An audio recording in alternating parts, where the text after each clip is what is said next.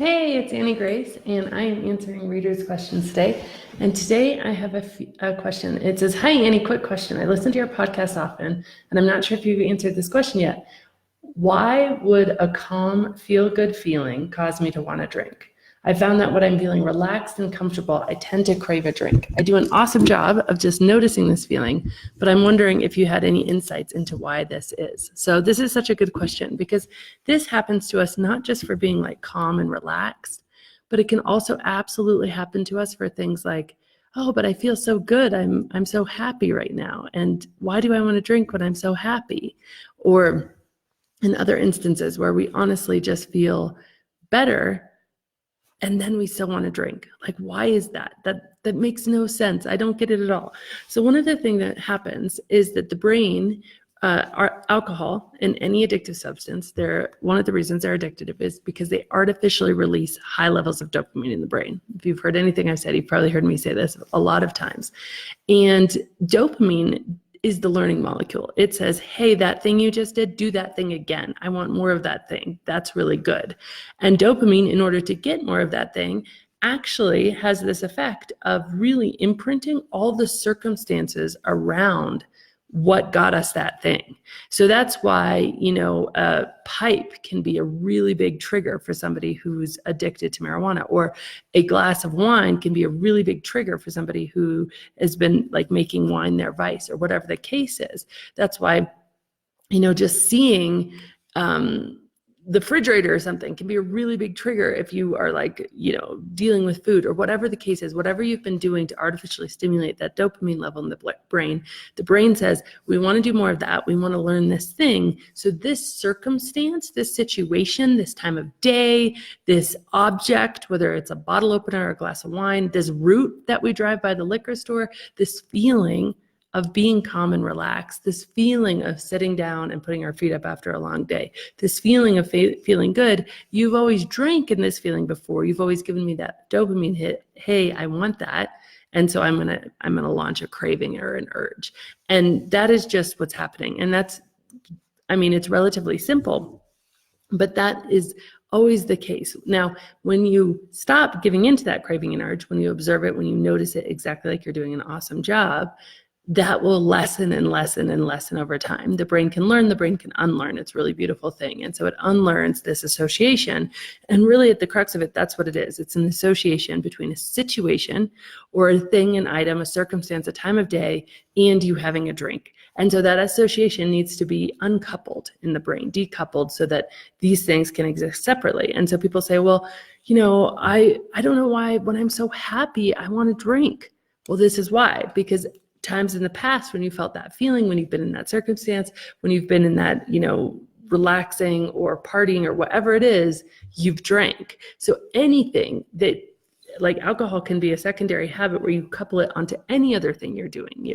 You're walking in at the end of the day, you pour yourself a drink. You're getting off work, you go to happy hour. You're driving this certain route, you turn into the liquor store, whatever it is. All of these things happen. And then the brain, because of the artificial release of dopamine, it learns it even more intensely. It learns addiction even more intensely. So that's what's happening there. Now, again, the more you keep doing whatever the thing is that you're doing without alcohol, the more that will lessen and lessen and lessen and become less than nothing. Like there's nothing that triggers me, nothing that gives me a craving, nothing that gives me an urge at all anymore. I simply have absolutely no desire for alcohol. It takes up zero space in my brain from like a personal, I want to drink it perspective. Obviously, I do talks like this and all sorts of things, writing and whatnot, that obviously I'm thinking about alcohol and its effect on people. But from a personal, me wanting to drink it, me having any sort of craving or urge of desire, it's just not there anymore, because I have done the work of just noticing and allowing those cravings to be.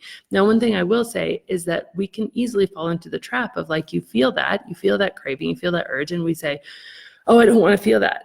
So I just try to like railroad it. I could try to go against it. I try to almost use willpower on not feeling my craving, because I just become really desperate to not feel that craving. And that doesn't really work over the long term. It's almost like taking a beach ball in the beach and pushing it under the water, and it's still there. That craving is still there. but you're just using energy to suppress it. I'm not going to think about that. I'm not going to think about that. I'm not going to think about that glass of wine. I don't want a glass of wine. No, this is not, no, I feel good. I'm relaxed. And you almost create this fight inside yourself where you're using energy to keep that ball under the water. Whereas if you just bring that ball up and look at it and say, okay, this is a ball. That's interesting. Somebody threw me, this is what's right here. This is what this feels like. Sometimes I really go into this and explain to my clients, like, feel how it feels in your fingers, feel how it feels in your shoulders, feel how it feels in your stomach, feel if your heart is racing more, feel if you feel a little bit uncomfortable, feel if, a client told me recently, she's like, I start to salivate. Notice that and just sit with that feeling, but don't drink. And then guess what? Next time you have the skills. So much of what a craving is it's fear. We fear this feeling because our brain is literally telling us that thing you did, we need to do that thing again. And by the way, our brains don't really distinguish between food and water and things we need for survival and things like alcohol. In fact, our brains might put more weight on alcohol because something like food or water, it's not going to give us that artificial stimulation of dopamine. And dopamine is really at the source of it for survival, right? So cravings are like, you need to do this thing to survive. So of course they're strong. Of course they're intense. Of course they come up. But when you say, oh, okay, that's just my brain releasing chemicals. And guess what? Chemicals released in the brain will dissipate in the brain. They will go away. They will be able to be completely over it if you just let it pass. And it might take some time and it might come back, but allowing that to be there peacefully, easily, gently, and then really seeing what it is, it takes all the fear out of it. And suddenly you don't have fear at all. So the other thing that I can suggest, I developed something called the ACT technique, and it's awareness, clarity, and turnaround. And I really go deep into this in my book, The Alcohol Experiment. But one of the ways that you can use this basically in an instant, I'll just go through it quickly, is awareness of that feeling of that discomfort, right? Anytime you feel discomfort, emotional discomfort, you feel that awareness. And then in the moment of awareness, you say, okay, what was I thinking? You identify that thought. You want to become aware of what that thought was. And I'm relaxed and I feel good. Oh, I want wine. There's some thought attached to that. Do you think it's going to relax you even more? Do you think you feel good? So you feel so good, you want to feel even better. I mean, that's very much in human nature. Oh, one M&M tastes good. I want to eat the whole bag. Like we very much, a little of something is good. A lot of something must be better. So a little relaxing feels good. What could make this better? A glass of wine. So do you think, okay, that glass of wine is going to make me feel even better than this? And that's awareness. You just become aware of that thought. And then you go into clarity. And clarity you can do a few different ways, but clarity is really exploring what that thought is to you. So what I like to do with thoughts that are just coming up in the moment is saying, how does this make me feel and how does it make me behave, right? So how does it make me feel? Well, it's actually stealing my joy from this moment when I was relaxed just a second ago. That's interesting. It's making me feel squeamish and uncomfortable. It's making me have this intense craving and urge. And how's it making me behave? Well, it's distracting me. It's taking up a lot of my thought. It's making me not as happy as I was. Now I'm having to do this. Oh, that's interesting. And so then T is turnaround. And you look for a new thought, but it has to be true. And that's where so many people get the T wrong, is that we have this idea of positive thinking. Like if you don't feel like a success, then put a bazillion Post-it notes up on your mirror and say, I am a success, and drill it into your head all the time. But here's the thing about that, is that it actually does the same thing. It's going directly counter to the, I don't feel like a success, I am a success. Guess what you've done? You've created a fight inside your brain. You've actually created like this bit of just, tussle, this neural toxicity, if you will, because you're actually at odds with yourself. So going directly against it, it doesn't work. So you have to think of a thought that feels better than the thought you were thinking, that makes you behave better. So those are the two things, how you feel and how you behave. And so what is that thought? What is that turnaround that you could look for in the moment? And if you were thinking the original thought we had was, I feel good and wine would make it even better, then you could look at this and say, okay, well, is that true, right? Like, I feel good. Would wine make it better? Yeah, wine might make it better for a minute, but it might make it worse overall. I really like how Brooke Castillo talks about this net negative and net positive pleasure. Like, so the positive from a glass of wine would be, the 20 minutes of the buzz maybe that you get. The negative would be then for 2 to 3 hours as your blood alcohol content is falling. You'd feel anxious, uncomfortable. You'd feel tired, lethargic. You'd want more. It would actually steal your joy. So that's 2 to 3 hours for 20 minutes. And you net that out. You net that pleasure out is what she says.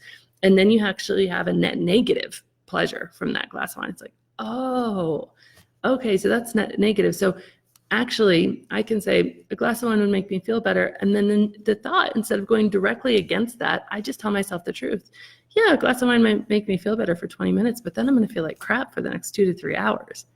And then you do what I call the bonus C. And this is like check your work. So it's ACT plus C, that bonus C. You say that thought, how does that thought make me feel and behave? If I say, oh yeah, a glass of wine may, give me a little bit of a buzz for 20 minutes, but then I'm not going to feel great for 2 to 3 hours. Oh, okay. Well, it's not as attractive anymore. Like that makes me feel like, all right, well, of course, I'm not going to sacrifice 2 to 3 hours of feeling great and relaxed for the next 20 minutes. And all of a sudden that entire thing lets go of you. So the ACT technique, honestly, it can be used for any thought that you have. It can be used for, a thought about any negative emotion. Just look for the thought and then just say, how is this making me feel and behave? That's clarity. Turn it around with something you believe and then check your work and ask yourself if that new thought makes you feel and behave in a different way. And that can be for anything. But again, you crave a drink when you're feeling relaxed because the brain does that. It wants a little of something, it wants a lot, and that's combined with the habitual nature that you've coupled whatever this relaxation thing is, whether it's sitting on your porch or whatever it is for you, with alcohol. And it just takes time to decouple that, but it absolutely happens. And there's so much hope here because life without any cravings, it's just really, really a beautiful thing. And I will say any cravings for alcohol, I certainly still do have cravings for cookie dough. Working on those next. So I hope you guys all have an awesome day.